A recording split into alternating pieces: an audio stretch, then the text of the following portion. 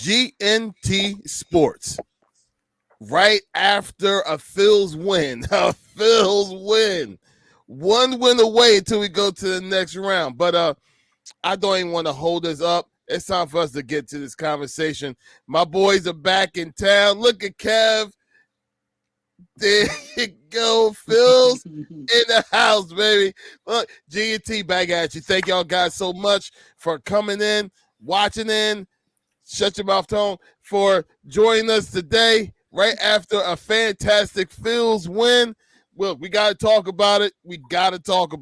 But before we get into it, let's go ahead and introduce the panel. As always, Kev is in the house. Let's go. Red October, baby. Bryce Harper. What a night, man. Great time to be a Philly fan. Got Joel in the corner. What's up, bro? What's going on, everybody? Ready for this episode? Don't forget about Nick. Got 2 homers as well. And last but not least, Ego and Cry in the call, Tone the promoter. I ain't like that intro, but what's up, y'all? What's up? Ain't no crying in baseball. You know what I mean? Get out of here, man. What it do though, y'all? Welcome back to another episode, like they said, man. Fun week. Not so fun for me, but we got some things to talk about, man. Let's get it. Yeah, we're going to get into that too, bro. You got nothing to worry about. We got no choice but to. But before that's why I got my drink. Yeah, I know. Yeah, I got you. But before all that, it's only fair that we got to talk about these boys right here. We got to talk about them. We got to talk about these boys. You can look at it from a positive. You can look at it from a negative. The negative is this series should have been shut down tonight. They should have swept those boys. But that's okay. They gave us a little bit more baseball. So what do you guys think about today's game? What was y'all reaction to it? Bryce freaking Harper. Like, come on. Dude, he was locked in from the beginning towards the end. When his first home run, right, he goes to the dugout. Everyone's like, celebrating everything. He does a little handshake, but he's just going to the dugout. Like, no, we got business to go. Let's go.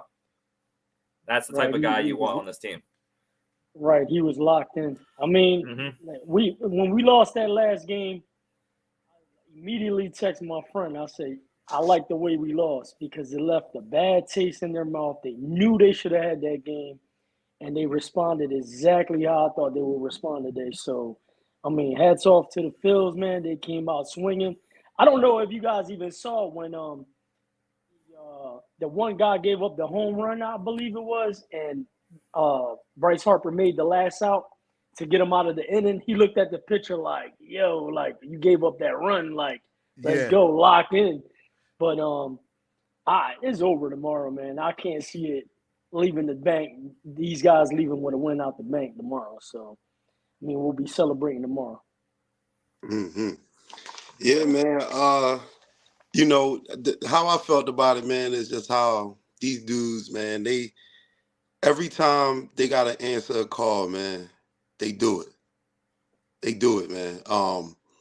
Like they scored, Atlanta scored their first run. They hyped. They, dude all going crazy in the dugout. I don't know what he was saying. Joel probably could translate, but I was like, yo, you know what I'm saying? I'm like, oh, boy, talking greasy. I'm like, all right, okay.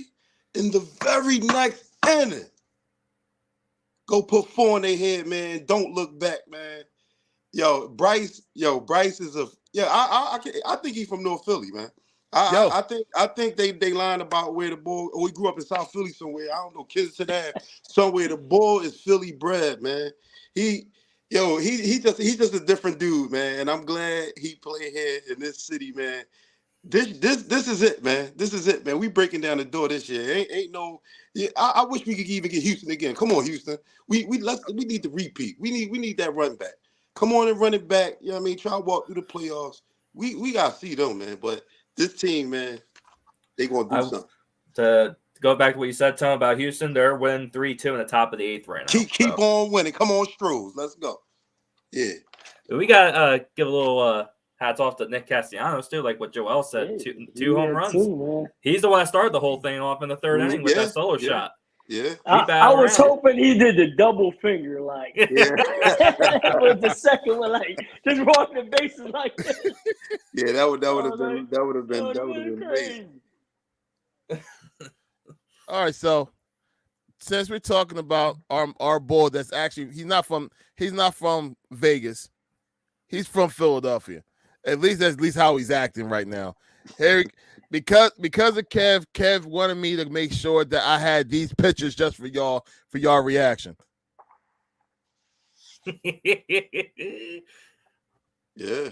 Stares him down. Yeah. They said even the commentator was like, if looks could kill, you know, ball be dead, right? He'd be flatline right there. Bryce was like, and that was twice. And that picture was after his first home run. That was his first after his first one. No. What exactly did that boy say to him? Attaboy. He said attaboy, Bryce, because for him getting doubled up. He like, all right, okay. you I do this, man. Like that's what Bryce said. I do this, bro. Hey, you a shortstop hitting doubles. Come on, man. Like I do this, bro. I do that a little bit more. What we always joke about, one of our favorite sports movies. There's our bitch. Yeah, that was Bryce's motto the entire night. They go around the bases. Yeah. Look. Yo, we gotta put that on a t-shirt. Yo, that's the Philly stare. Real shit. Right at the ball. And then the last one that Kevin wanted me to show. Yeah, for sure. He did. You could tell he did, man. His reactions today, man. You could tell he did.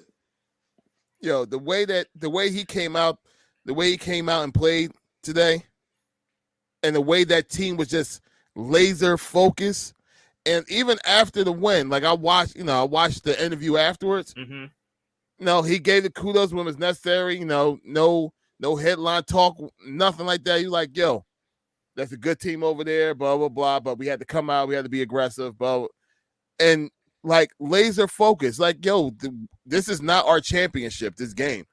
Like, we got more to win. We got more to accomplish. Y'all just a bump in the road. We got to get past y'all. That's like his whole mentality right now. He didn't even crack a smile the entire game. And after a game, he was just he was just focused on what's in front of him. Yo, man, just like that legendary interview or post-game interview, with Kobe. And when they was up 2-0, and they asking him like, hey, y'all up 2-0, man, so it's looking good. He was like, why should I be happy? I mean, it ain't over. We still got to win 2 more games. Like, what? No, it's not over, man, until it's over. Like, even game 2, man, we up 4-0. Not so much I'm saying it was over, but I'm like, yo, we got this. This in the bag. Couple more outs, you know what I'm saying? Couple more little, boom, we going home. Game 3 is over. Next thing you know, I'm like, oh. When it was 4-3, I said, no. I said, oh, all right, come on, bullpen. But then the momentum, and but you know what though? You know why I really thought the game turned? It was the very first run. When that ball spun on Trey, the momentum shift and it never came back. Never came back on our side, yo.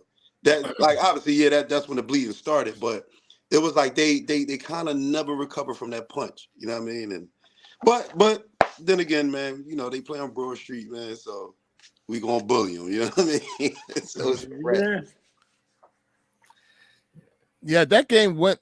It was like I didn't want them to breathe any kind of life, and in the second game, that gave them a little bit of life. We already know. Look, I mean, Atlanta ain't no chumps. They ain't no pushovers. I mean, that offense is for real. Right? You know what I mean? So it's like, don't give them no life. Going by the old football phrase, step in their throats. Just get rid of them. And as soon as they gave them a little bit of life, I was just like, oh, here we go. And it's always a downfall. And it's funny because when they scored that run tonight, that second run tonight, I was like, all right, don't let this give them some kind of momentum. And then door shut on them. Bam. I was like, up, game over. And then another home run hit. Bam. Mm-hmm. It's man. That's just the part of postseason baseball in general. I mean, you don't know what's going to happen. It's all one swing, and the whole momentum just changes. I mean, look at the Orioles. They were one of the best teams in the league, and they just got swept. Yeah. You just never know when it comes to baseball postseason. Mm-hmm. Yeah, definitely. All the marbles could definitely change in that sport. Because it ain't like NBA or football, man. When you home, you get the advantage from the referees or the crowd. Really, you feed off the crowd. Baseball, man, you got to hit the ball. You know what I'm saying? You got to, you know what I mean? Get hits, base hits, home runs. You got to run the bases right. Like that's a sport. You win that game, you earned that. You went out there and you went out there and got that. It's all about who's the hottest team going in, and it's showing right now. Because look at the Diamondbacks. I mean, they're one win away from sweeping the Dodgers. I mean, obviously, right now it's nothing in the bottom of the second, but they win the night. I mean, that's the second team in the divisional round that someone got swept. Like I said about the Orioles, they got swept last night. And that would also mean that they didn't lose a game yet in the playoffs, because they swept the first round. Right. Mm-hmm. And whoa, they coming out like Tyson right now. Huh? This is the great part about baseball, because you never know. Well, one more, man. One more. Look. Bryce don't got to get happy. He don't got to. Mm-hmm. Yeah, the rest of the team don't got to get happy. We'll get happy for him. Let's go. One more. Yeah. Let the fandom go ahead and shine. Go ahead, grease up those poles, because somebody's going to be climbing wrong type of poles. You know what I'm talking? Really?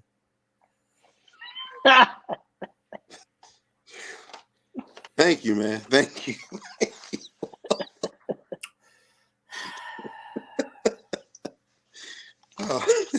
Okay. Yeah, you want to move? You want to move on, sir? Yeah. You know that momentum change that we just got finished talking about that happened. Yeah, that's exactly what here. You got me. I was kind of hype off of the team, and then that happened. Thanks. All right, so shut up, Kev. It's all your face. Shut up. All right, look. So, is there anything else we want to add to this Phil's win before we go ahead and move on with this conversation? Well, I guess since we're on the topic of baseball and everything, I got my question to ask for you guys. I saw it on Twitter or X, wherever the hell you want to call it anymore. But I wanted to ask you guys this. It could be a little topic we could talk about, but is Bryce Harper the most clutch athlete in Philadelphia history? If not, who is it? Not baseball, just entire sports.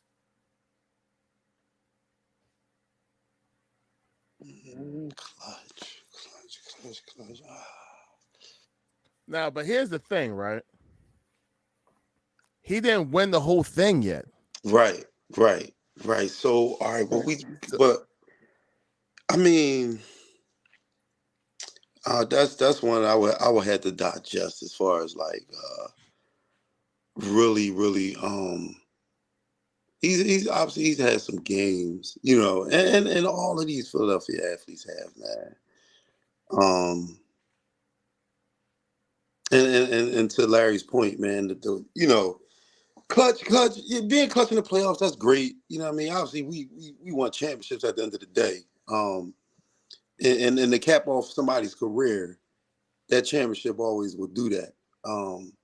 Right. So you kind of, it's like, I don't want to just say Dr. J only, you know what I mean, because or like Mike Schmidt or somebody.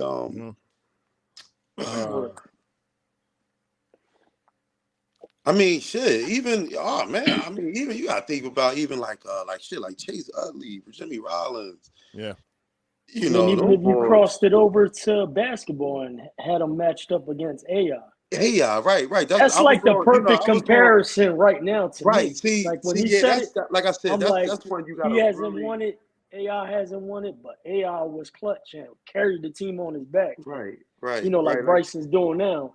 But hopefully he could get that World Series win. And what I'll say is he's being beloved in Philly, like you know what I mean, like those other greats were, like, you know what I mean.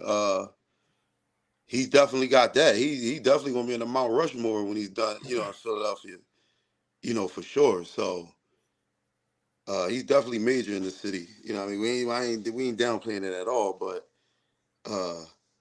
it was a lot of them clutch players in Philly, man. I don't know. I don't know who I could say that is, man. Like, honestly, like. I had some time to think it over, but go ahead, Joel. No, I mean, as soon as he said it to me, the player that I kind of like compared him to right away was AI, because AI was, high accolades as far as, being a shooter, like Tone was saying, the love that everyone knows the Tyronn Lue step over, like, is legendary. You could kind of put that one up there with that stare. Yeah. Circling around second now. That's like it's going to be on the shirt. You already know. Mm-hmm. But that's kind of like who I immediately, like, when Kev asked the question, I was like, damn, let me think about that. And it's like, damn, he's kind of like, to me, like the AI right now, because they haven't won the big one yet. Hopefully for Harper, he can, close that deal. And then, I mean, it's a great question. I mean, if he closes the deal, I mean, you have to put him up there, because I'm thinking about the most recent championships, like, like that the team Tone's talking about with Utley, Rollins, and Howard.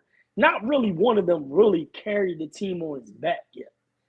Like you could say Harper would, because, I mean, everyone's here, obviously, because of the Philadelphia fans, but more importantly, because Harper wanted these guys here. He wanted JT here. He wanted Turner here. You know what I mean? And these guys are here because of him. So this is somebody that if they close the deal and he shuts the door and gets that ring, you can really argue that he is, the top most. To me, he has all three phases. He has the fans on the side, the team's on the side. He carries the team. He's the top player on the team. And if he gets that ring, I mean, he's clutch. He's the main reason why we won today. I mean, he was going for, I think they said it was 12 major league players that had a 3-run home run game. And, if he would have got that third one in league history. So, I mean, I would, he's almost there. He's just that, when you bring up that question, everyone's gonna be like, but he didn't win the big one. So I think that's going to be the one thing that holds him back from getting into that conversation and being at the top of that list. But you know what he did get tonight, as far as in the history or the record books, he now has the most 10 home runs, right, in the NLDS series. Right. He was tied. He tied Chipper Jones when he hit the when he hit the first John. Right. Second John, he took that. Give me that. So he definitely building. Like Joel said, the icing on the cake is the championship. Yeah, the icing on the cake is the championship for sure.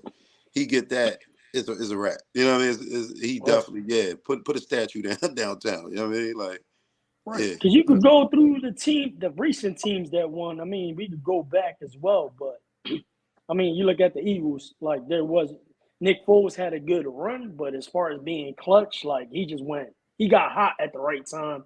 And we won the Super Bowl. But this is someone that has been MVP caliber. Every year he's in the mix of being one of the top MVP candidates. This year he had injuries, but now he's on a hot streak. He's doing his thing at the right time, and I mean, everybody knows what he's capable of on a yearly basis. So, but I think he'll take it if he could get that ring. It's not even a conversation at that point to me. Well, I would say this. I mean, both of y'all like hit the nail on the head like perfectly. It's like Bryce Harper, in my opinion, is probably going to go down as the best Philadelphia has ever seen after Mike Smith. Like he's probably going to be, if not the greatest, considered one of the greatest baseball players that put on the Phil's jersey of all time. Of all time. Even if he don't take it, all the way to that championship, he's going to be considered one of the great ones.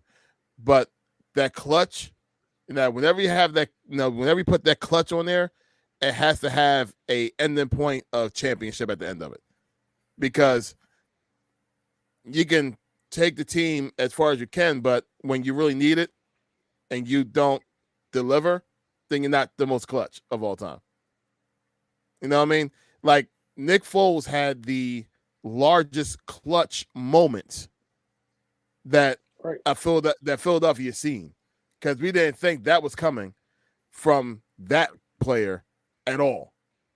We was hoping that he was going to perform. He was going to not give away the game, but we didn't see that Nick Foles and that Super Bowl game. We didn't see none of that on its way coming into that game. So I would say Nick Foles has like probably the biggest clutch moments, but if Bryce delivers, he will be the most clutch player that we'll probably ever seen in Philadelphia history. Yeah, I mean, the resume is already kind of there. It's just obviously it's just a championship. I mean, he's been clutch since he's gotten here. I mean, I remember his first year here with Gabe, and he hit a grand slam walk-off against the Cubs. I mean, he's been clutch since he got here. And then obviously the go-ahead home run last year in the NLCS. Right. So he's an absolute beast. He's a monster. He's an absolute monster. But all you're missing is a chip. That clutch, that word, holds so much volume. That's. I mean, that word is not that many athletes that have it, to be honest. Like, I mean, right off the rip, you like Kobe clutch, you MJ clutch. You know what I mean? That's a very high tier and like title to have. You know what I mean? He has it definitely, but you don't have that championship is going to hold him back from being at that level. He'll be beloved like Brian Dawkins, like AI, like that type dude. I hope not, because of the fact that I hope he wins it all. So then we could talk about like, man, that's hands down the best baseball player in my era that the Philly to put on that Phillies uniform. But he hasn't won it. Man. You know what I mean? We will. Guess what? We will. I think we will. Honestly, like I think we have a great shot. I mean, dudes, besides that clutch thing, I just feel like everybody feeds off that star. Like you just see his reaction. Everyone's like feeding off him. I mean, he's wearing his teammates' shirt, like, just to get these guys boosted. He's like, oh, that's all it took for the fans to get behind you and standing ovation to get you out. Well, I'm gonna wear your shirt. You know what I mean? Like that kind of thing.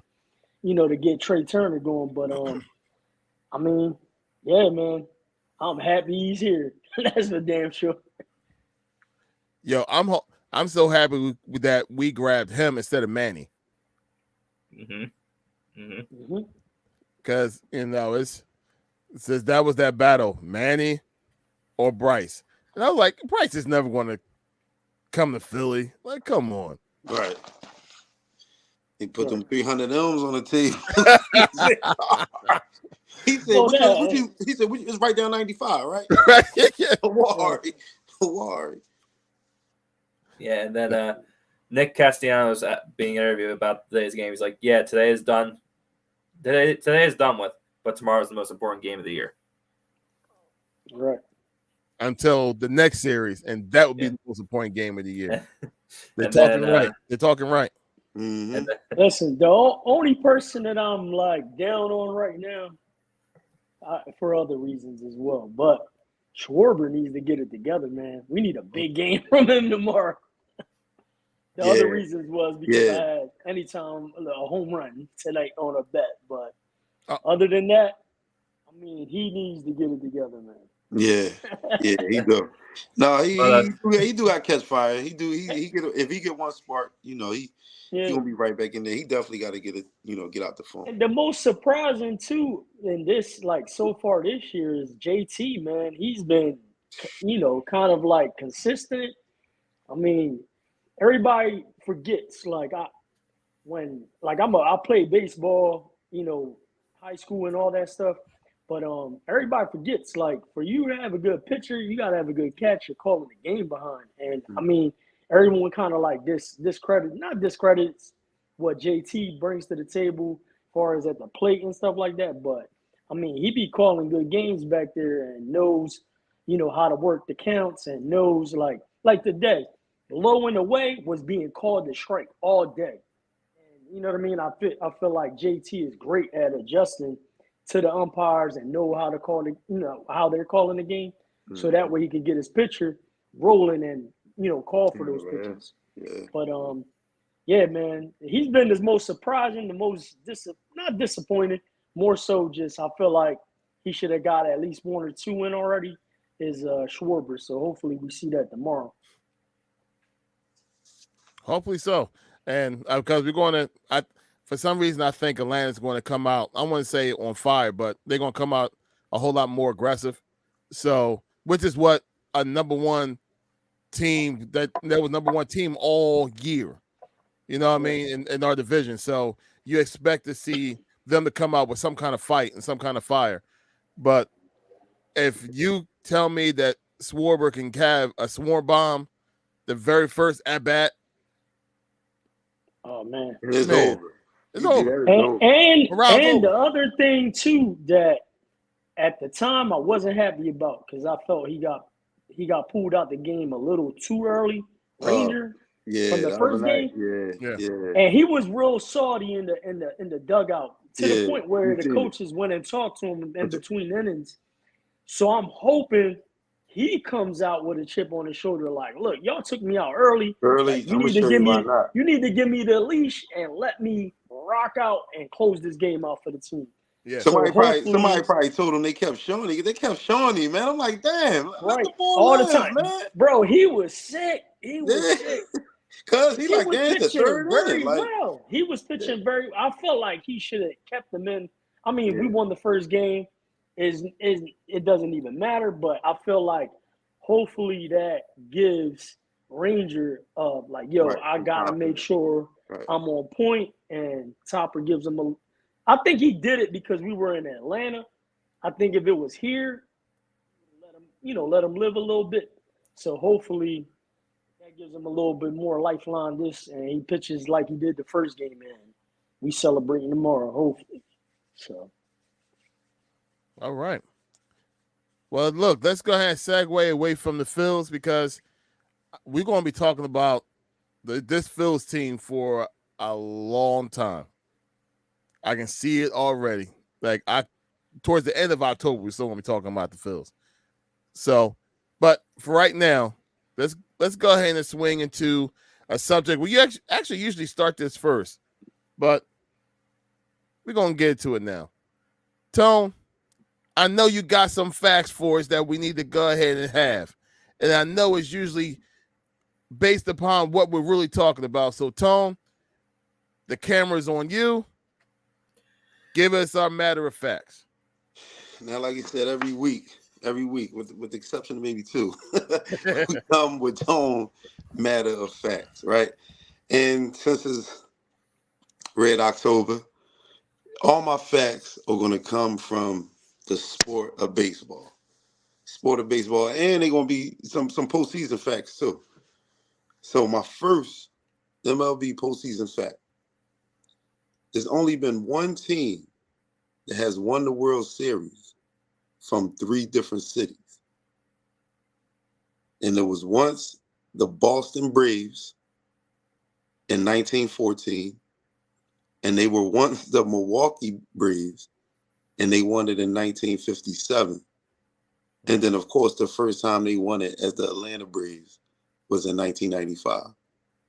Only franchise to win 3 championships, but obviously in 3 different cities. Wow. Okay. Wow. So multiple cities can claim the fact that they got a championship with a team that's not even there. Yeah, Boston, bro. Yeah, but they got the Red Sox now. But Yeah, well, you know what yeah. I mean? Like, Yeah, they so, don't More- care about more the Braves Milwaukee. no more. or yeah, Milwaukee got the Brewers. Like, so they all got their own franchises now. But Yeah, you they know, still claiming that. Milwaukee's still claiming. yeah, Milwaukee's still claiming the Yeah, Braves. Milwaukee's still claiming. Yeah, they Yeah, we still wanted claiming. in '57 too, man. Y'all wasn't the Brewers back then. Exactly. All right, so that was that. I was like, oh, that's crazy. Now, fact number 2. If I had to ask y'all this question, right? What distinction is shared by the Miami Marlins and the Toronto Blue Jays? Now, this is a World Series. This is a World Series question. What distinction is shared by the Miami Marlins and the Toronto Blue Jays? Now, think about those two franchises playing in the World Series. They played in the first year of the franchise that they started the franchise. No. Then you know what? I think that is true for Miami. That's not the fact, but I know you're it's right. Miami for sure. Yeah, That's why I took a Yeah, shot in the you dark. definitely because when they won that, John, yeah, I remember that. You're right about that. There were franchise. There was The first time they time. when they had moved, Right. when they moved to That's Miami. the only Yeah, reason I even brought that up. Right. No, you're right about that for sure. But all right, so look, instead, I don't know if y'all want to wreck y'all brains about it, but they both obviously made it to the World Series exactly twice in their team's history, and they won it both times. So each time they made it there, they won it. Even though it was twice, you know what I mean? Those two franchises, when they went to the World Series, they won them. And 1,000 in the World Series. Right. Just get there. Right. Go figure, right? Go figure. Fact number 3. The MVP of the 1988 World Series was LA Dodgers power hitter, Kirk Gibson. Now, do we all remember the legendary home run ball from the Dodgers? He rounded second. You know what I mean? Yeah. That's him, right? Right. He gave the briefest performance ever for a World Series MVP when he made his only at-bat count. Did you just hear what I said? That was the only at-bat. And what did I say he was? MVP. What? But listen, right? So listen. Because he was injured and barely able to walk, he pinch hit in the 9th inning of the first game. And they were down 1 run, and there was a runner on base. So clearly he hit a 2-run shot. And they went on to win the series. I mean, they go on to win that game and win the series 4-1. Bulls MVP. He was 1 for 1, 1 home run, 2 RBIs. He was the best player. He was the best player in the whole 5 games. That's crazy. What? Yo, but I really, honestly think they only gave it to him because he was hurt. Yeah. And I gotta really look up the stats. Was that even the only home run in the damn series? How did he get the MVP? I mean, you're also talking about the same league that doesn't let Pete Rose in the Hall of Fame. So that's a different conversation. Right. But still, though, man, how do you win MVP batting once, yo? So batting once. Yo, that explains so much because I always wonder why he was running like that, though. He's trying to pull himself to the home plate. He's like, yo, I gotta hurry up and get the home plate. My fucking leg hurting. I gotta come out here and hit this shit for y'all. Hell yeah, right? They got me. I'm all hurt, man. They talking about go in there, Kirk. What? I better win the MVP after that shit. Just like the kicker MVP in football. Yo, these facts is getting greater and greater. I said, no way, man. I remember. I always remember the clip. Absolutely. But I never knew that was his only bat, yo. I never knew that. Never. I didn't either. I did not either. All right, so it's Red October. So we gonna talk about the Phils. And I had to do this only because, right now, man, the last 2 years, obviously last year making the the World Series, and then they on this playoff run, right now, man, and we feeling good about them, and we really feel good about this team, even, in the future. But man, do we remember when we were bad, yo? Yes. Do we remember when the Phils, we yo, man, I was looking at this, I said, damn. So, from 1982 to 2006. I remember those years. From 1982 to 2006, the Phillies had only made the playoffs twice, right?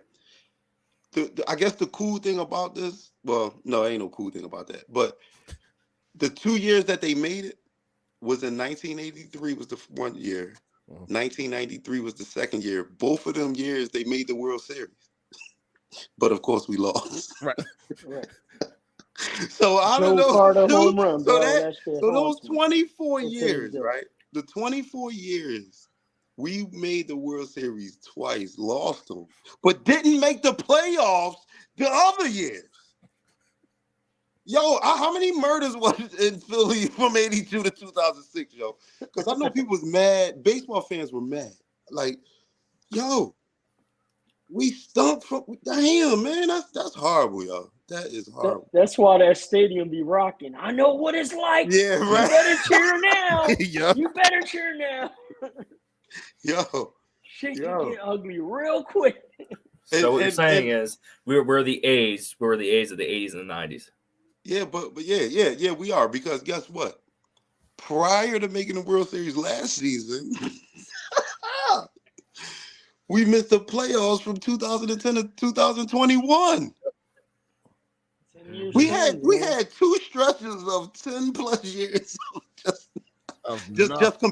just competing in the sport MLB. Like we were just collecting paychecks. We were just a logo, yo, for like 30 something years in baseball, yo. Like we couldn't even get in the playoffs a couple times, just a couple consistent times. Like, geez, man. I said, dang. I said, all right, man. I said that's why we need this one, man. That's why. So I was gonna say, way to change the emotions here, Tone. Now I'm depressed. Hey, man, you got to accept the good with the bad, man. It ain't always peaches and cream everywhere. Yo, but, no, just saying that you need to appreciate what you got, Kev, because I had to appreciate when they was highlighting. I don't know if y'all remember, they used to talk about like, oh, the Phillies going to be the first team in history to reach 1,000 losses.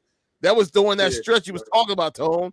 I remember that crap. I was in my kitchen like, yo, like, we're really going to be the first team to reach 1,000 losses? Yeah, like, man. Yeah, I remember that. I remember those times. You may not remember those times, Kev. You know, it was bad days, man. It was bad days. But I'm telling you, that 93 series, Joe Carter. Oh, man, Joe Carter, man. I was freaking 10 years old. Yeah, he crushed me, yo. I'm sitting there with my Mike Schmidt shirt on in front of the TV, like, no, my God.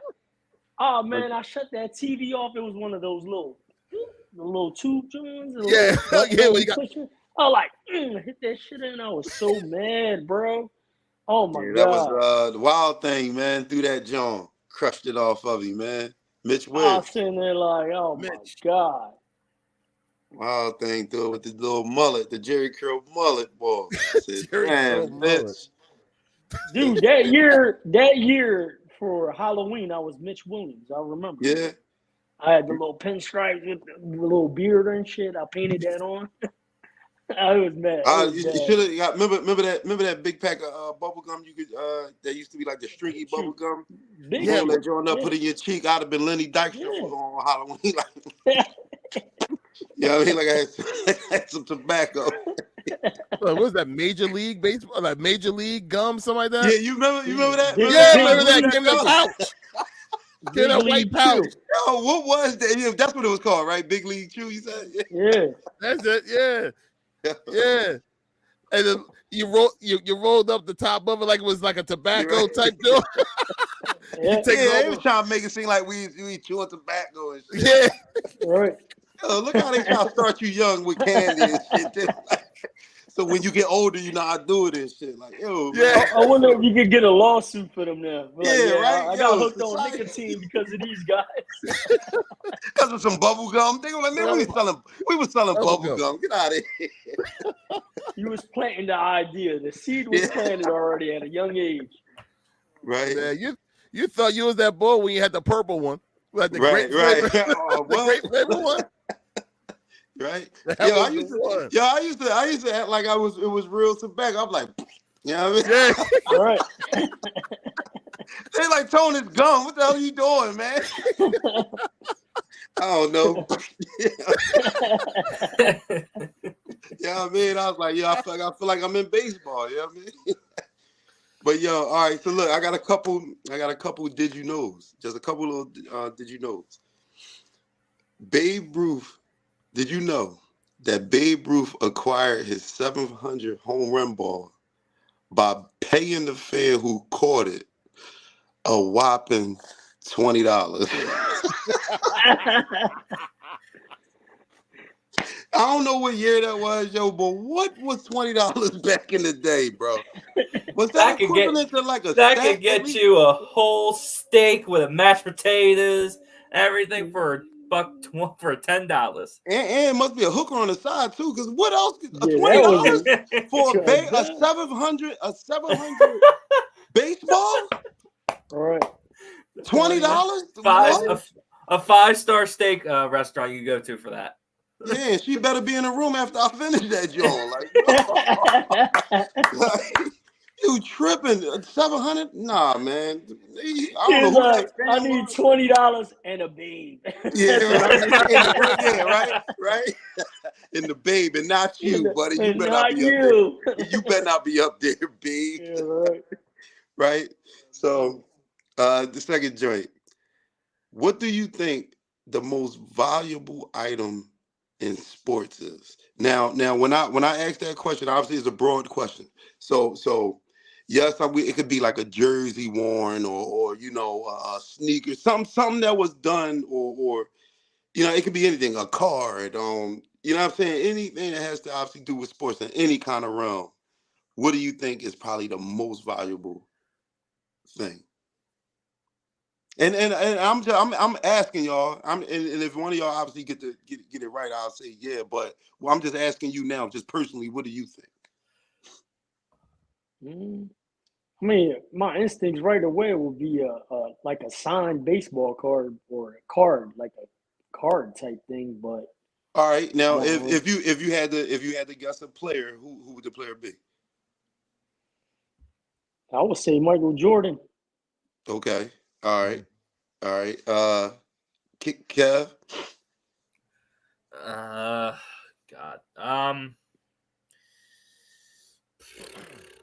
don't know. Maybe signed cleat or something like a signed shoe or a glove, something. Okay, and if a sign, so would you want to go with cleat or shoe? I mean, cleat or glove. I'll say glove. And what player? Oh, jeez. God.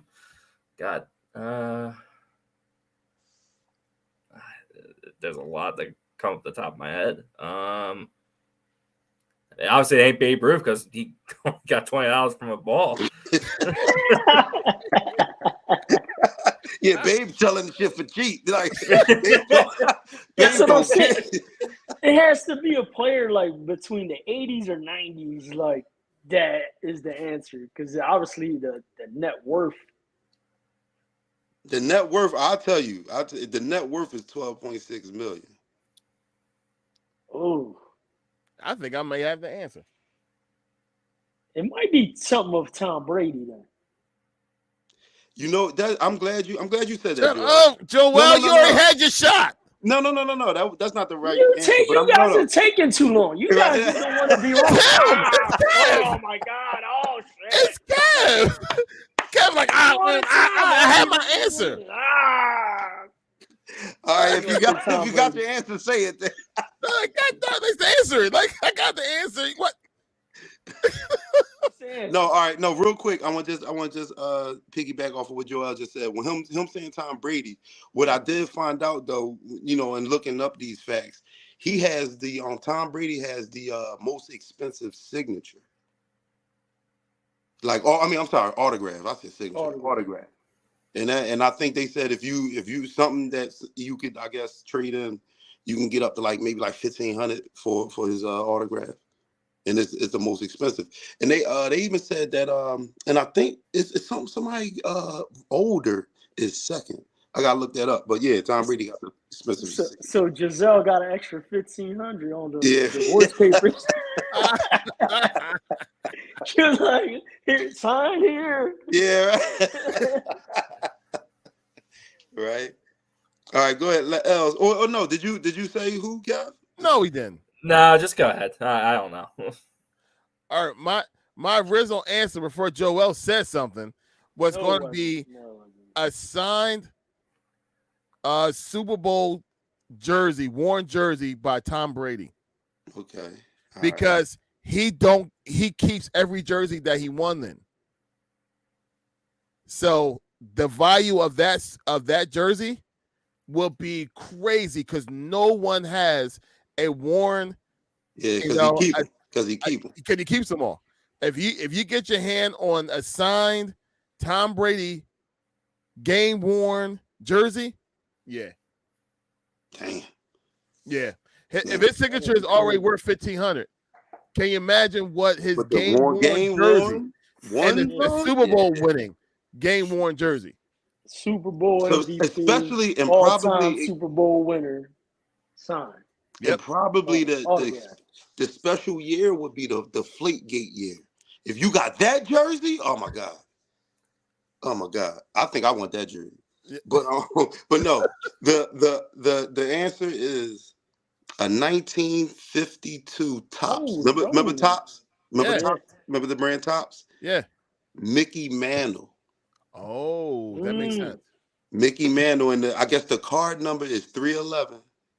And that joint is worth 12.6. So if somebody's listening, they got their card.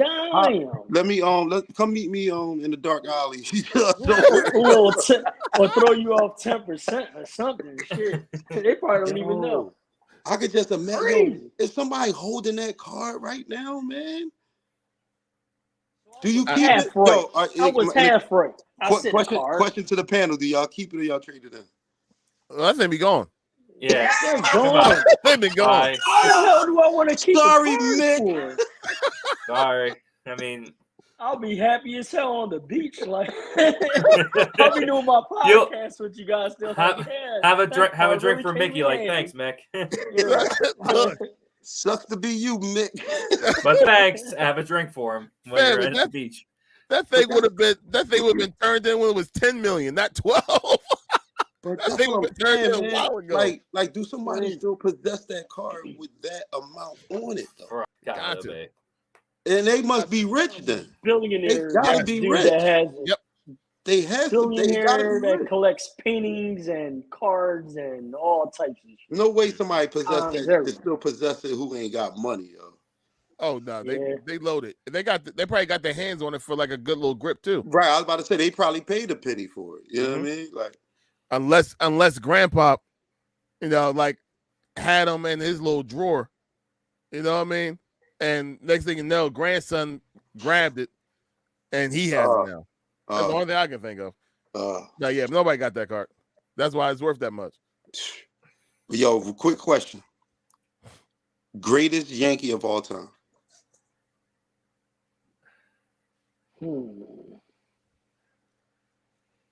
I know it's F the Yankees and all that, but it really is. I mean, just try to think about their history a little bit and who I mean. This is the last fact. Obviously they've had greats. I mean, the one that you just said is up there big time, man. Yeah, The Babe. Babe. Babe, Man. Yeah. Babe is like, I The mean, Babe. even like the crazy thing about him, it was always amazing to me, like how his name still continued to carry from generation to generation to generation like that. Because like when we were playing when I was younger, I'm like we always refer to him or whatever. Mm-hmm. And then I feel like in basketball it was like MJ on, you know what I mean? Mm-hmm. Mm-hmm. And then like the players from not that they died out or anything, but their legacy never lived on like his as far Like as that, his yeah. going. Right. I mean, we kind of got a little bit of a new Babe Ruth right now with Shohei. You know, he's doing both. Yeah, He's doing both pitching and batting, and that we haven't needs had to that stay since healthy. Babe. He needs Yeah. to stay healthy though. Yeah, that's the big thing. You're absolutely right. Because you haven't had that. And he needs to come to Philly. Oh, that would definitely be great. Yeah. Him or Trout. I was gonna say, could you imagine we get him or Trout in a Philly uniform? Run it back. I think Trout wants. I think that would happen too. Oh, If he wants to be here. if he had the opportunity to pick a team and he'll automatically go there, it's here. Yeah. Absolutely. Yeah. South Jersey, Millville's finest there. Yeah. Always at an Eagles game. Always at an Eagles game. Right. He probably was at that Phillies game tonight. Probably. I wouldn't be surprised. Him and Parsons. Yeah. Now what? No, Micah better not be there. I'm surprised he didn't stay in San Fran. No, he better not. He better not right here. He better not be down there. Kick his ass. But no, you know what? Yeah, it's a name. Obviously, we've all heard this name. And only because of this stat, I'm not going to say he's the best, like probably greatest Yankee of all time, but he probably had the greatest achievements, as a Yankee, and is the boy Yogi Berra. He played in the most World Series for the Yankees, which was 14, and he's won the most as a Yankee, and that's 10. So that ball was just like pretty much just like how Bill Russell was to the Celtics. Yeah. You know what I mean? So, you know, and I mean, yeah, they talk about Larry Bird, you know, or whatever for the Celtics being like a great for them, you know, of course. But their staple, I believe, who they really fall on is Bill Russell. And it's because of them championships. But to Joel's point, Babe Ruth legacy, man, you know, that is one of the strongest legacies, you know what I'm saying, to ever live on, man. Because like you said, you know, as just you know, young, you know, minority you know, baseball players like us, you know, coming up in the hood, we referring to Babe Ruth, you know what I'm saying? Yeah. As being, you know, like you, and we knew he was a power hitter, home run hitter, you know what I mean? And we wanted to, and it was like a reference to being the best, you know what I mean? So you're right, man. Like it's definitely crazy, man, how even some like his stats and stuff already got broken and stuff, like his home run record and all that. Like, I mean, it still lives on. I mean, the only other one, it was like, I feel like after him, it became like flashy players like Griffey with the bat and you know, doing all that stuff like that. Well, you know, then it became the steroid era. You know that they you know they wanted the home runs and all that. So that's what changed baseball. You know, from that, like when you saying that to refer to you going to saying the flashy players and the you know, yeah, that's when all that craziness started. But yeah, man, that was Tone's Matter Facts, man. All baseball related. That's what's up, man. That was fun. That was a good conversation. But now we have a new segment. Tone, you brung this up. I got something to show y'all. All right. We're going to go to the other screen, and it's all for this.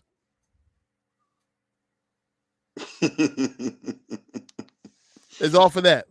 Right? This is going to be dangerous. So I like this segment of the show.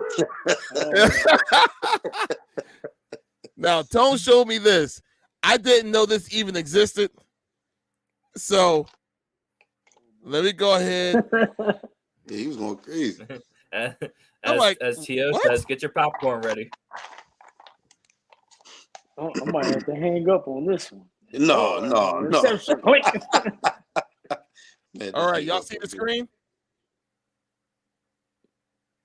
Y'all see the screen? Yes. Okay. Out, you get confidence. Garber looking to throw now, get some of it back as he's out in space. A dribble kick at the line of scrimmage, just across the original line. And did they reset the downs with Jezer and Antwi? We've seen him do this before. The Ottawa crowd is going, wait a minute, Sinopoli tried to do that here.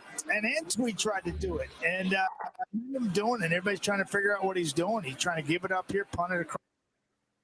What? That is what you That call. can't be real. That's a good one. That can't be real. That's a Photoshop. That is very real. That is very real, and it is a rule too, yo. Onside punt, yo. Would y'all like to see that again? I'd like to see that again. Because I was like, no. Yeah, run that shit back. Come on.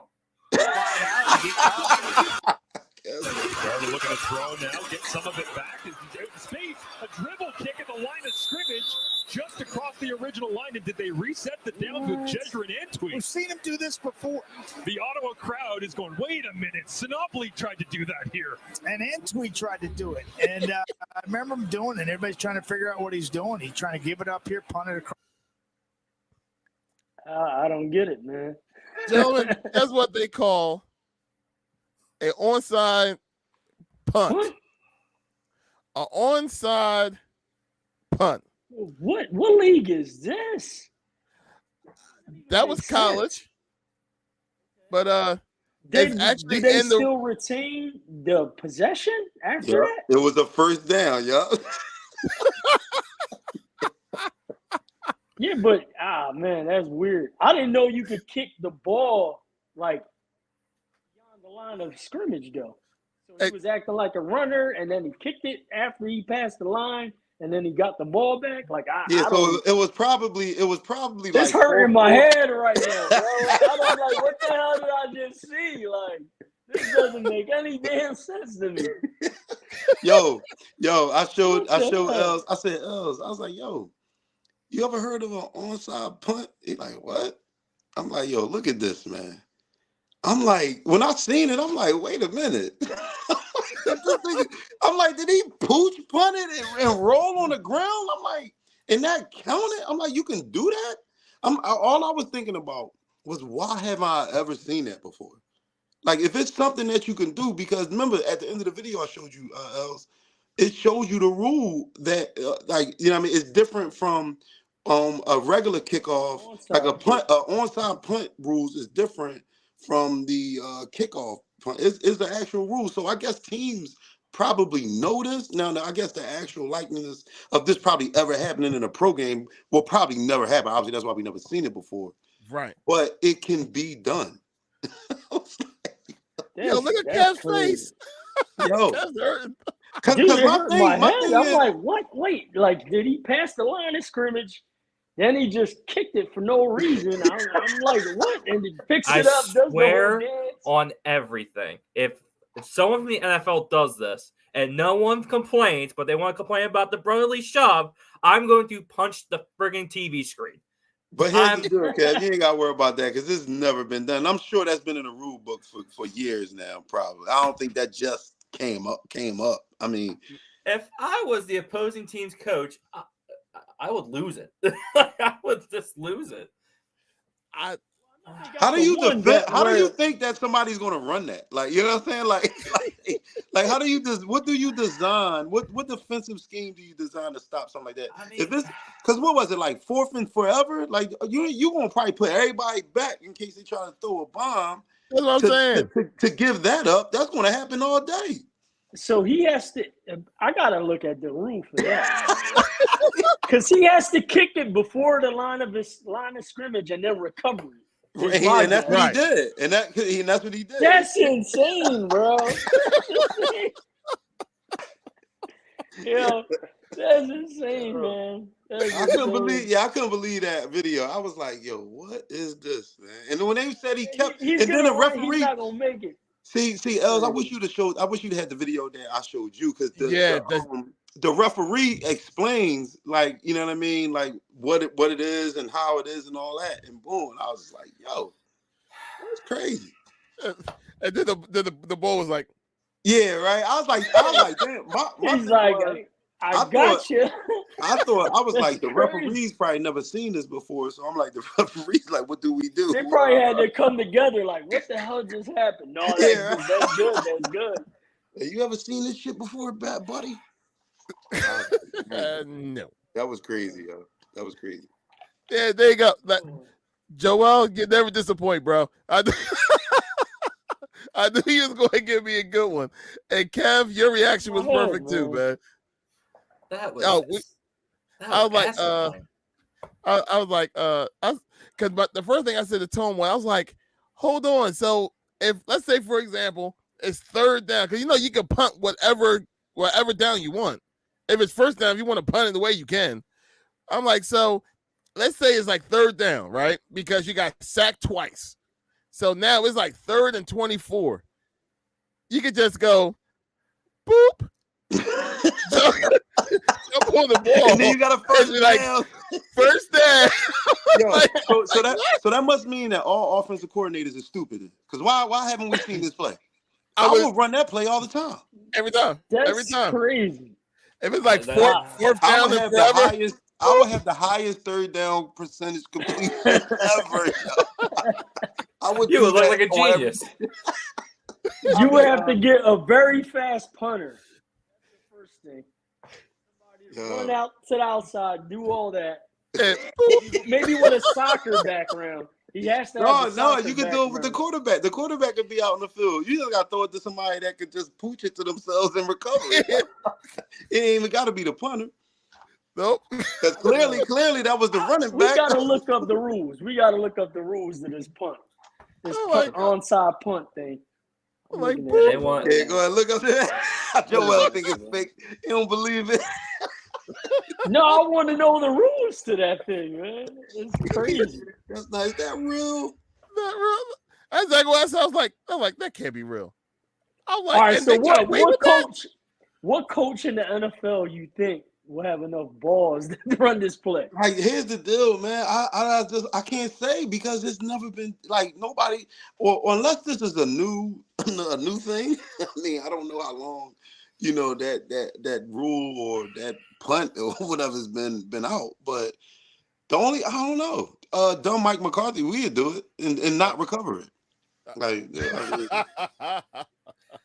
yeah, if people do that in the NFL, they still would complain about the QB sneak. You gotta let it go, Kev. It's okay. It's stupid. It's you gotta let it go. You gotta let it go. Bunch of let it babies. go. But I will say this: if there was a coach to do it, it'll be Belichick, because I know for sure Belichick knows the rules. He know that rule. He know that actually exists. I don't think he would actually do it, but if there's anybody that would, it would be him. And then they asked him after the game, "Why'd you do it, Bill?" Because we just did it. Because of the role, we got the ball back. Like, is it something you talked about in practice? Yeah, we talked about it in practice. That boy, yo, he is so cutthroat at these interviews. Yo, don't ask me nothing. He literally, like Marshawn Lynch, I'm just here answering your questions so I don't get fined. Yup. They was I want to talk to y'all. Like, yo, when he had bench Mac Jones against us, they asked you, they was like, did you it's like, did you bench him because of his play? He was like, no. He's like, so why'd you bench him? He's like, well, he just didn't be in at that time. He's like, so would you say it's because of his performance? It was like, no. They wanted him to be like, yeah, he stinks, so that's why, He was just like, no. I said he wasn't gonna be in the game at that point of the game. Like, I just didn't want him in the game. Like it's like, yo, the media is there to jab and start trouble, yo. You ain't lying. They don't be trying to like just figure out what thought process you're going through. They trying to start shit like yo. Like, look, this whole entire week, I saw nothing but like Jason Kelsey wants to be traded because he's unhappy being with the Eagles because of how he reacted on the sidelines. I'm like, Did you? You said you? I didn't see that. You said you've been seeing. I saw that about like Really? 3 times this week. Really? I'm like, what? I'm like, what are y'all talking about? They stretching that. What about the did y'all see that drink before? Obviously before the games on Sunday.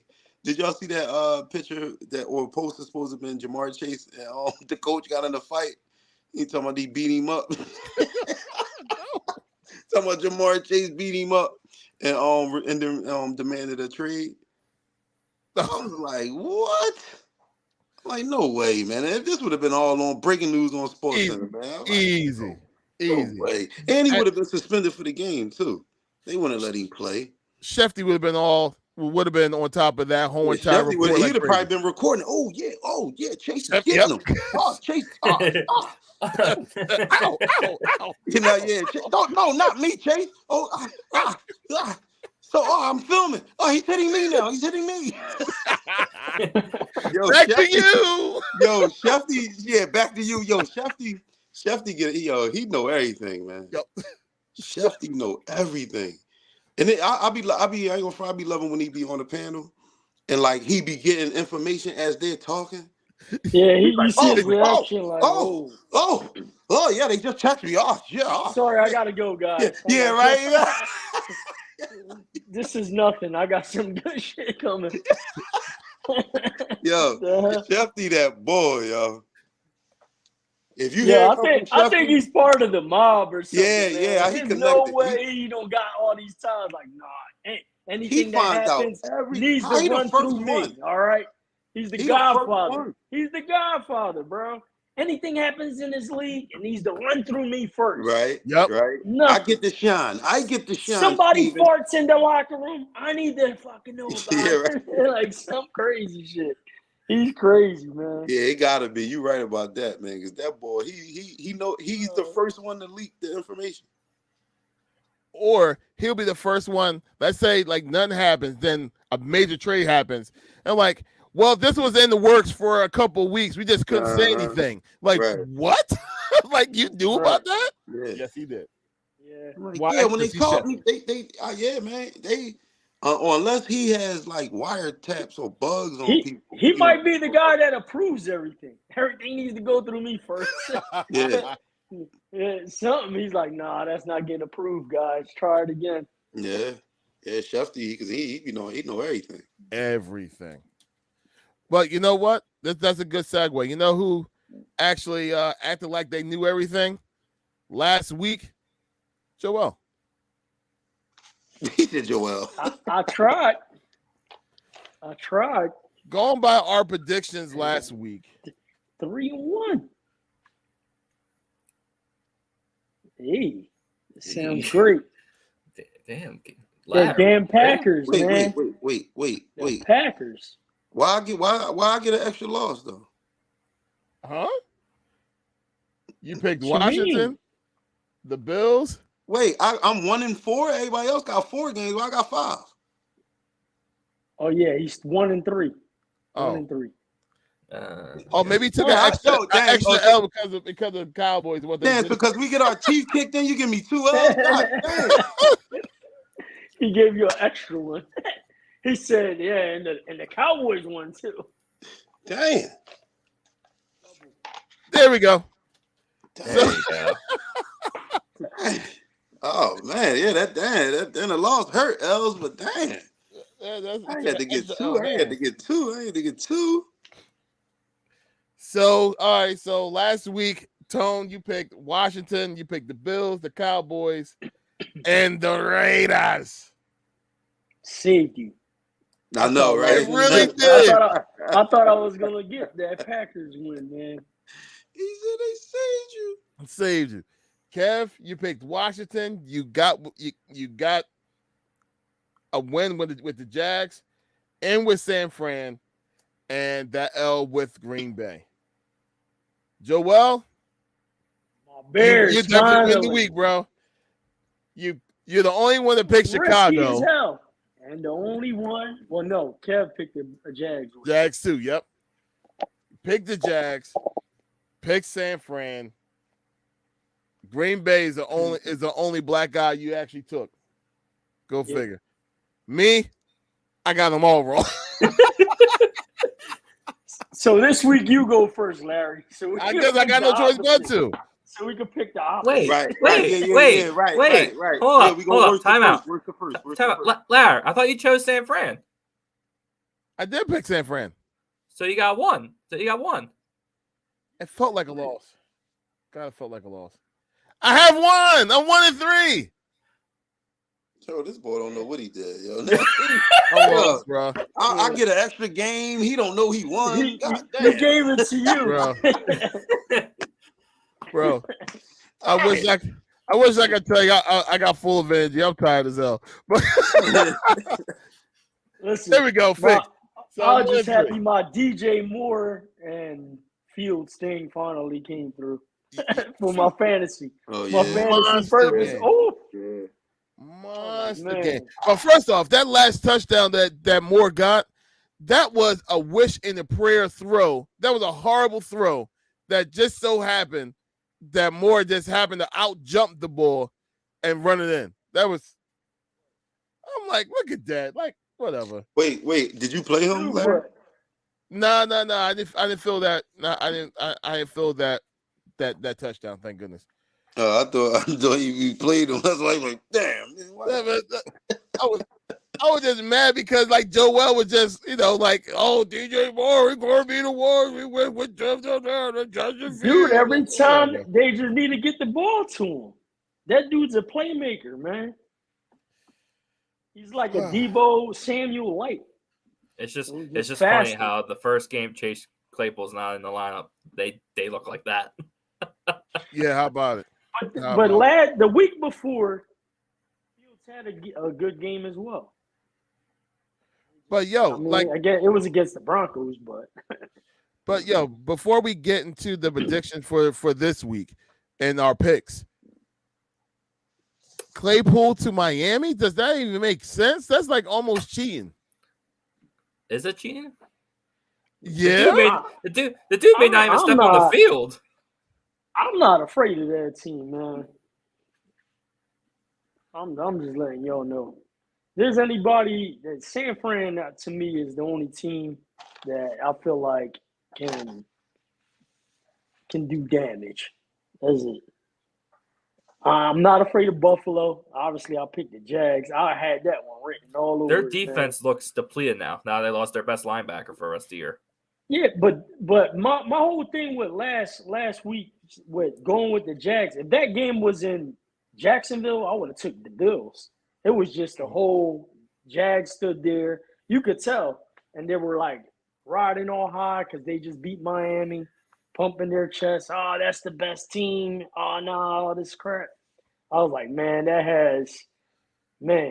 it just had trap game written all over it or whatever you want to call it. But well, all right, Kev, it's on you, bro. It's time for you to go ahead and go over the predictions. Huh? What's the records for the year? You didn't get those up yet? No. Oh my God. How about this? You're not a good stat keeper, man.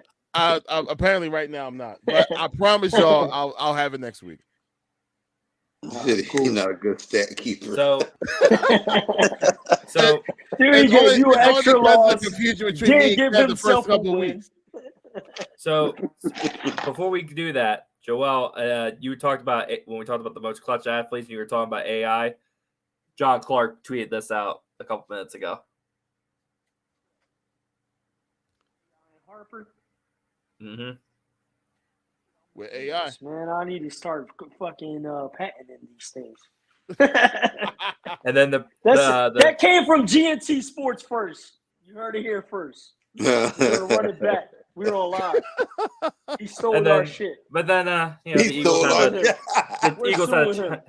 Eagles had to chime in a little bit about that picture. Tyronn Lue, AI, step. And then the second baseman for the Braves, he was like, "Oh, I didn't know he wasn't meant to hear me saying all that about Bryce and everything. That was supposed to be just a team thing." Traded. He better be on a 3-4 year deal. They gonna get him right out of there. No, don't cop no please now. Exactly. Buddy. They're gonna be like, why the hell you even open your mouth? Why you say something? Like, you know what I mean? You ain't do shit that, all series. You ain't do shit. You want to say some shit to You Bryce. know that in any sport now, there's cameras everywhere. That you know what though? That right there, that The just damn let me know. bases have microphones to hear all the slides and shit. You shook, man. You scared. Now, you telling what you weren't supposed to hear that, Bryce. You know what I'm saying? That was just supposed to be between us. Like, you're a nut. Like, I'm like, I said it. All right. I said it and watch game 4. I'm going to come back. Yeah, watch this. And you weren't supposed to hear that. That was supposed to be between us. Shut up. Nut. Dude. Nut. He's Like, probably sitting by himself in the clubhouse all the way to the corner. Like, that's the boy that want to say shit to Bryce all the way over there. Sit your ass over there with the mascot. He only tough when his homies around. Get out of here, man. You seen him by himself. No, you know I wasn't really serious, man. I was only tough. You know what I mean? Yeah, I'm talking to him, Shut up. You know, he's a nut. Boy. That's how I know Atlanta soft. Atlanta soft. He talking like that. They soft.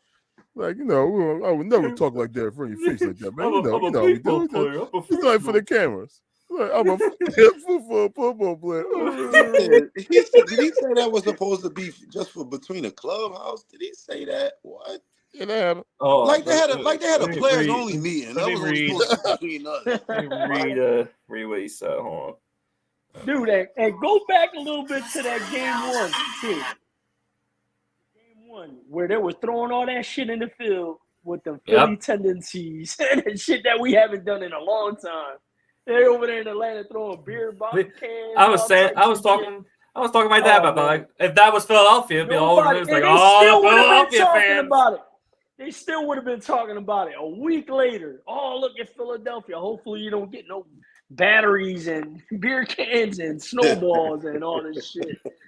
These guys, man. It happened in Atlanta and nobody's talking about it. Nobody's saying nothing. Yo, I love when they was doing the Brave chop, yo. Oh yeah, that was the best.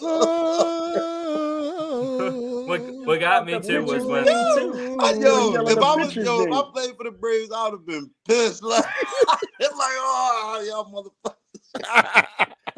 And when Ozuna was coming up the bat for the first time, they were chanting DUI to him. DUI. Now somebody should have threw a beer can on the field then, like, yo, right. You know what I mean? Get him tempted. You know what I mean? Try to get him tempted. That's crazy. Oh God. That was his first not Ozuna. This guy Acuna, one of the boys. Acuna. That was his first hit. That was his first hit. He was that's what I'm saying. That's why he was hyped. The monkey's finally off my back. Like, what? Yeah. I said, why are you so hyped, bro? You there's a base hit, motherfucker. Like, I said, all right, man. I said, all right. That's why I'm glad we came out that next inning and put 4 in their head, man. Like, man, you gotta go wear that because you all hype on Fox. Shut up. Oh no, they was on TBS. My bad. Like, get out of here. I said, not even on Fox. On TBS. My bad. TBS. You don't get the Fox exposure. Yeah, TBS, bro. Yeah. Joe Buck didn't do your game. Get out of here, man. Oh, brother. All right, you ready, Kev? Yep. Also, score update. Diamondbacks are winning 4-0 in the bottom of the fifth. Damn. Woo! Talk about putting 4 on the head. Shit. Mm-hmm. But they also said too, if the Diamondbacks win tonight, our time schedule will go to 8:00 tomorrow instead of 6. All right, that works. That works. That's perfect. So come on, Anaheim. Yeah. All right. That's Arizona, ain't it? Oh, my bad. My bad. Yeah, Anaheim. Anaheim, give us Trout. Give us Trout. Give us Mike Trout. Send him home. Bring him home. God, can you imagine? Jeez, I can't. Okay, got it.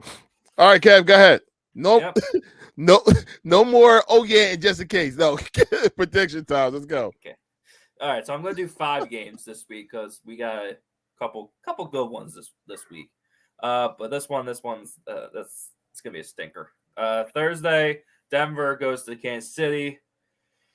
Kansas City is a 10.5 point favorites. And they will cover. Yes, they will. Is Kansas Kelsey City, gonna play? let's ride. Yeah, right.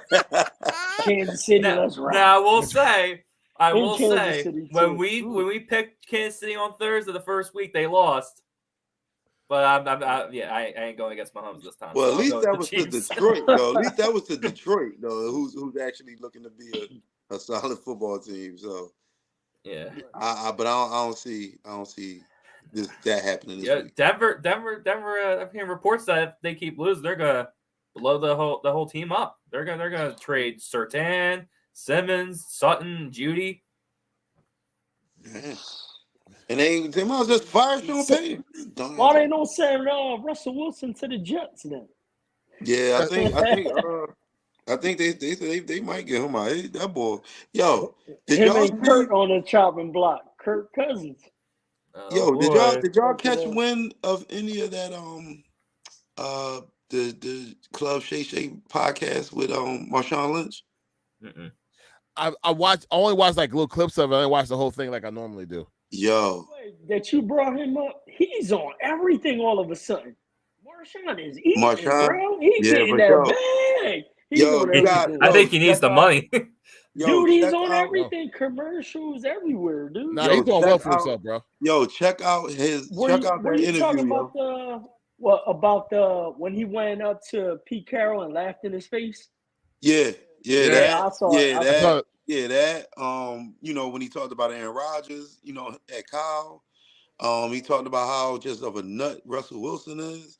Like, wow. it's he didn't even have a relationship with Russell Wilson. Right. Like at all. He didn't even have his phone number.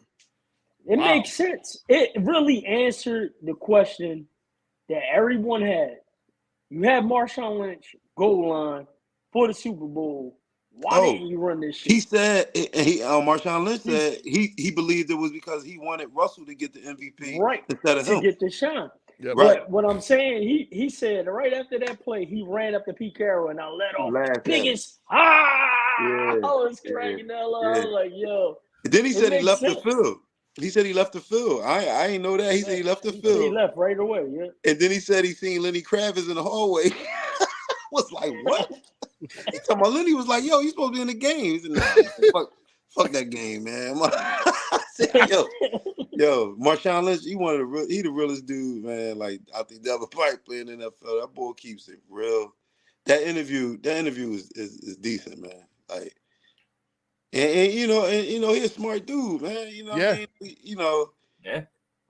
Just because he talked the way he do, and he carry himself the way he do, like, he not all etiquette. He ain't, he him. Like, he's just like, I ain't letting nobody change me, man. That's why I mess with ball. Yeah. You know what I mean? Like, he didn't let the industry, he didn't let the NFL people, because they try to set you up, or they might program you to act a certain way. You know what I mean? Like, and then the one Joe when he was talking about the writers and stuff in Buffalo was all on him, talking about he was the man, he was this, he's going to be the next Thurman Thomas. He's talking about the first time he get locked up, he said they was like, I knew he was a thug. He's like, damn, y'all was just in my corner, yesterday when I got drafted. I'm scoring all these touchdowns for y'all. He's like, as soon as I have a little hiccup with the law, now you just knew I was a thug. He's like, man, get out of here. He said that's why he left. That's why he left Buffalo. He said he would get pulled over going to work, coming home from work. He said he even used to get pulled over on the premises of Buffalo, this stadium. What? Right. He said, they're straight up racial profiling that dude, man, because you could tell like he's straight hood, like, you know what I mean? Right. Yeah. He definitely wears heart on his sleeve. You know what I mean? But he don't mean harm by it. But he's just a product of his environment, like we all are. Right. You know what I mean? But he just happened to make the NFL. But he wasn't no street dude. He was he was an athlete. Straight athlete, yeah. Right. But yeah, that interview is decent, man. Gotta check it He out. said his It's first cool. play he ran the wrong way or something. Right, and When then Cal, but he said Aaron Rodgers took up for him. You know what I mean? He said, "Go that way." Yeah, because he said he would have got it. He said the offensive coordinator boy was coming at him because he was like, but he had ran a touchdown. He was like, "Yo, I scored though." Like he's like, "What you mad for?" He said, "No, you ran the wrong way. You do things right when you here." Aaron was like, "No, I told him to go that way." He said, "I looked at Aaron. I was like, oh, he's a real boy. He's a real dude. Like he ain't telling me that, but he's like, no, he didn't say that when he first came over here." Aaron like, "Nah, man, I told him to go that way." And boom, he was like, "That's how he got his shot at Kyle." I was like, "Yo, Wow, Let it go. real dude, man, real dude." wow. So is it safe to say all of us saying KC? Back to Denver. Yeah, with all that said, yeah. You got some Kansas catching City. up to do, Larry. Take the Broncos. You're so right, Joel. KC. All right. All right. Next game. Speaking of Seattle, Seattle travels to Cincinnati to take on the Bengals. Cincinnati right now is a 2.5-point favorites. Damn, man. This is tough. And where the game at? Cincy. I'm going Bengals. Yeah, I'm going Cincy too. Yep, Cincinnati. Yeah, give me Cincy at home. I just can't see them playing like another bag. After I think they got off the little snide. I think they're about to go on a little something. Get the ball to Chase. That's it. That's the formula. What he say? What he say 2 weeks ago? I'm always open. Fuck open. I'm always Bro, the fuck open. he put the damn picture of a 7-Eleven. Did he? He put a picture of a 7-Eleven, like the actual store, on his fucking timeline. He's like, yeah. Then I'm always open. Always open. DJ Moore was bad. He was like, oh, you couldn't let me have it for 1 week because he outdid DJ Moore by a few points. Yo, that's crazy. After that week he say that, then he just start feeding him the rock. He get the most catches in franchise history. Like he set a record. So I guess that proves he is always always open. Yeah. Now they had in one of the fantasy football things I follow, they have him open like so far this year, like 35%, like not 35%, like 35 times open, like. And then the next person is like 20 something. That dude from Nakua, he's actually high on that list too. For the ball from the Rams. Yeah, he's high as hell on it. He's like second or third, I want to say. Nakua. Pookie Nakua. Next, Kev. Who else we got? All right, this one could be a pretty decent game. Detroit travels to Tampa to take on the Bucks. Detroit is a 3.5-point favorites. I'll take the Lions. Yeah, I'll take Detroit. I don't see. Although the Bucks are wearing the throwbacks. Not that matters, but yeah, I'm about to say they just gonna get their ass kicked. They're wearing them the Warren Sapp Jones. Oh, they wanted Saps. Okay. So Lions all the way across? Okay, I guess so. All right. Next, Kev. Oh, God. Okay. Sunday Night Football. New York Giants travel to Buffalo to take on the Bills. Bills are 14-point favorites. Damn. Damn, they expect. Well, wait. Not that this would matter. Not that this would have mattered, but is Daniel Jones playing? I will look. Concussion.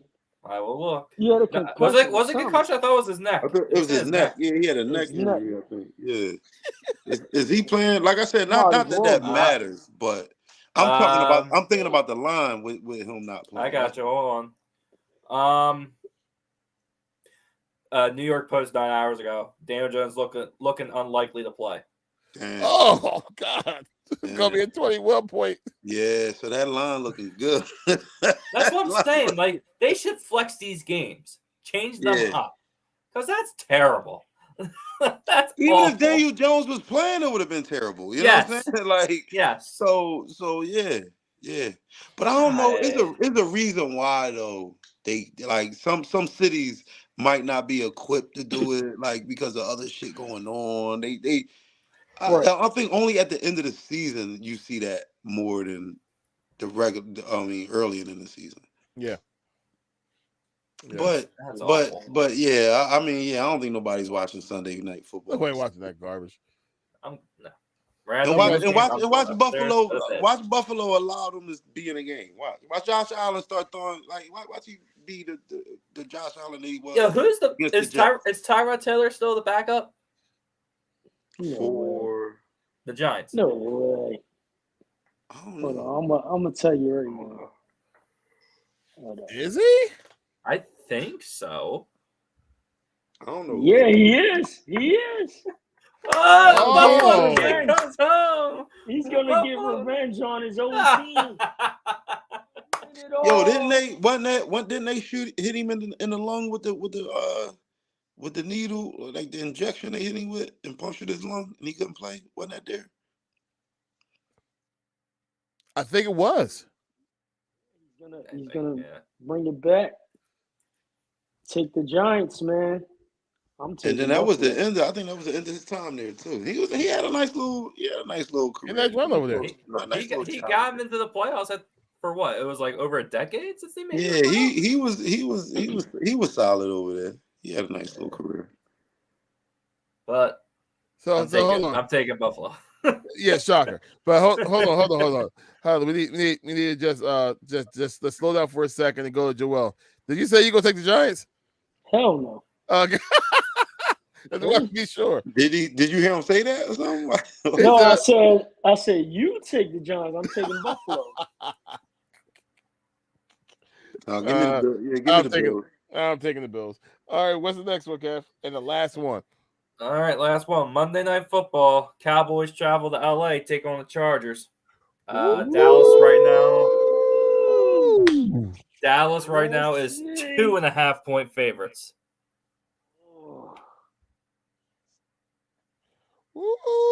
Back too, right? What's that? Eckler's projected to be back too. Yes, he is. Oh, that's such a bad timing for the Cowboys. No, that's perfect timing. We need that. Oh boy. I would say it's a home field advantage for Chargers, but does Chargers even have fans? That's good. I know 2 Chargers fans, man. 2. Yeah, but are they gonna be there? But yeah. Now one's working at Home Depot and the other one is in New York somewhere. No, I don't know. All right, so Dallas is gonna take over like how the Eagles took over last week against the Rams. Yep. We did that last year when we went out there. It was just like that last year when we played them out there last year. So all of our picks, we all picked the same teams, correct? So far. All right, I gotta change it up. Give me the Chargers. That's who I'm taking. That's who I'm taking too. That's not switching it up. That's Tone's taking the Cowboys. So one of us could go 4-0, and the other ones could be just go 3-1. Okay. No, there's 5 games, right? So it's gonna be 5-0 or 4-1. Yeah. Now, Larry could put the 5, the 1 and 4 and all that goofy stuff.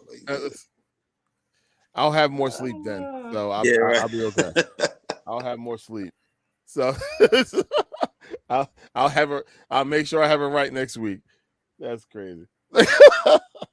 and all the stats for everybody else for the whole entire season. So Tone, if Dallas loses Monday night, what are you thinking? About what? How the year's gonna go? Just like the record's going to be 500 if we lose Monday night. Okay. Yeah, Right. I told you, week 5, 6, and 7. Oh man! But guess what? Tough stretch. We're not losing Monday night, so you can put that thought to bed, Cabaroni. It's just a thought. I mean, it's just No. I'm just I know what it was. I'm just telling you to put it to bed. That's all. That's all. We'll see. We'll see. Yes, sir. Yes, sir. We will. Oh, that's good. Look, I'm not going to put our business on conversations out there on Front Street. I know how you officially feel, about your team at the moment, Tone. I understand. I get it. I was there. For the longest time, you know how long I had to defend me having Donovan McNabb as my quarterback? You know how long I defended that man? Right. Like, no, don't worry about the worms. The worms don't care. They keep ducking the ball all the way on the ground, every pass. The feet thrower. Yeah, I defended that man forever. You know how long I was defending Carson Wentz? I'm like, like, that's my quarterback. I get it. I get it. You're right. I get it. I get it. Legendary T.O. So I understand how you're topsy-turvy right now with your quarterback. So I know he has a lot to prove to you, to y'all, the Cowboys fans, because it's not looking good right now when it comes to him performing against those big teams. So and one in particular. Yeah. Like, this boy dreams of 4s and 9s. Like, I'm like, what's going on, man? Like, you know what I mean? Like, shit. Like, that was crazy. I was thinking, like, all right, he's going to throw one pick because that defense is just that good. I mean, any quarterback could throw an interception against a good defense. I wasn't expecting him to throw 3. Like 3? I wasn't expecting that. Yeah, three One of straight them- possessions too. One of them looked like it was just a punt. He just threw it deep, and the defender was right there. I'm like, what? Like, I was just thinking, like, what? Like, were you trying to throw that away? Because if you was, why didn't you throw it to the sidelines? Like, what the fuck? Well, you just threw it. Yeah, just he. Like, I'm like, I don't know. My favorite part of the night was when Trey Lance, he's warming up, and Dak is just sitting on the bench, just looking at him like, "No, you're not coming in the game. You better send in Cooper Rush in there." Yeah, they put Cooper in, but he was warming up like he was about to go in. When you go back in the game, Dak is sitting on the bench. And no, I'm talking about Trey Lance was warming up with like Trey Lance, not with the helmet on. He was without the helmet, just throwing the ball. But you see Dak there, like, just staring at him. I was like, oh shit. Oh shit! I know. Whether they put him in or not, what the fuck? You wasn't doing nothing. Like, the game was over. It wouldn't have mattered if he won the game. I mean, he wouldn't have brought the first back either. Then I saw a meme. The one fan was on the phone. Yeah, the boy. Yeah. It said they think Trey Lance is giving them intel on the sideline. That's the crazy part, though. You had the quarterback from the team that you played, and none of that intel that he brought to the table helped the Cowboys out at all. I'm like, what the hell? I'm like, yo, he probably was. They sent him there as a mole and shit. You gotta go there when we played him. You tell us all that's part of the deal. I'll send you to the Cowboys, but they said Trey Lance was calling that ball, giving him I was the Cowboys fan. He was like, if he was calling, the snitch on Lance and shit. It was crazy. All right. Man. Well, look, let's go ahead and close this out. We've been talking this good talk for 1 hour and 39 minutes. We made up for last week for that quick one. Right. Yes. Right. Yeah. That was almost a pause moment, but I want to let it slide, Joel. All right. So He gonna say okay. He said okay. like he knew he violated okay. He agreed to it, but like don't mark it down, Kev. Don't mark it down. I should have said Kev's favorite one. Okay, cool. That's cool. That's cool. All right, so look, let's go ahead and close this out. Any last words, Kev? No, just thank you for watching. Make sure you guys share around. Let's keep building this, man. I'm very excited about this. And we're in October, baby. We getting there. NLCS sniffing our way. Let's go. I expect another home run from Bryce tomorrow. And another stare. Yeah, put that icing on the cake, right? All right. Anyone of y'all can go next. Go for it. Well, y'all already know, man. Tony promoter here, man. Like I said, every third Friday of the month, got a comedy show. It's called Laugh the Pain Away. It's a poetically infused comedy show where we got 3 dope comedians and 3 talented poets. You know, they come down there and do their thing. You know, I'm promoting the joint for my homie. His name's Ken, comedian Ken Jones. You can follow him on Instagram. Same thing, funny brother. Just putting together, like he just got into comedy. I want to say probably about a year ago. I mean, not comedy. I'm sorry, poetry.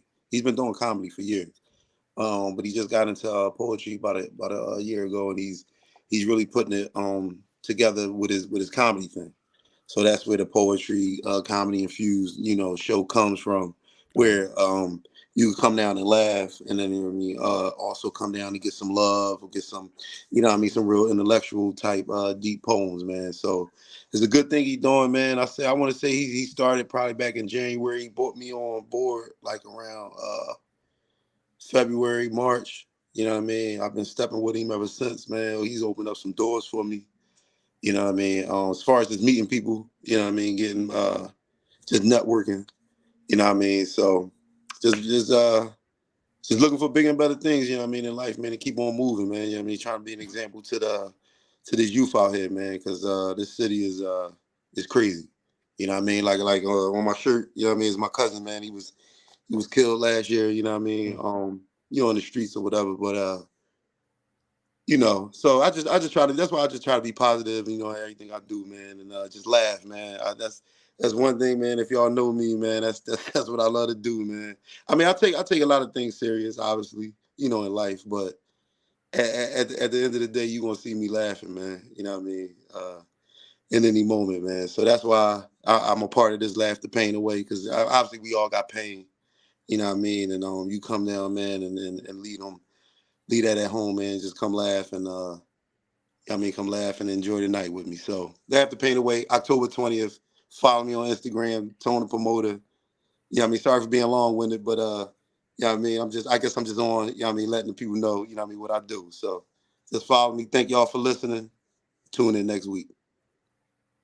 There you go. Look, we all go through our thing, man, and we need an escape. And laughter is the best medicine out of anything that anybody can go through, man. So you can find a way to get your escape and find a reason to smile instead of cry. Yeah, you make that happen. And having events like that is definitely one way of actually having that. So, yeah, just keep that up, Tone. No matter what, just keep it up. I know you are. So Yes, that was just a statement. Yes, So just keep on doing what you're doing with that. All right, Joel. Nothing, man. I mean, all I got is thank you guys for tuning in.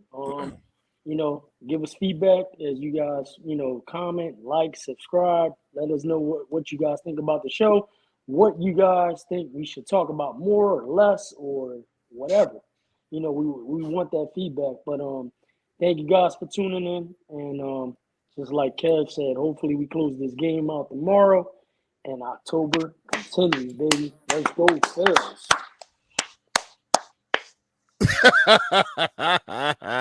That's a good way of closing it out. Oh, in case y'all don't see. Oh, that's the slap. Oh, the Chris Rock. Yeah. Chris Rock and Will joint. Yeah. Good way of closing it out. All right, everybody, have a good night. Thanks for tuning in. Until next week, go Phils. Go Phils, baby. Let's go.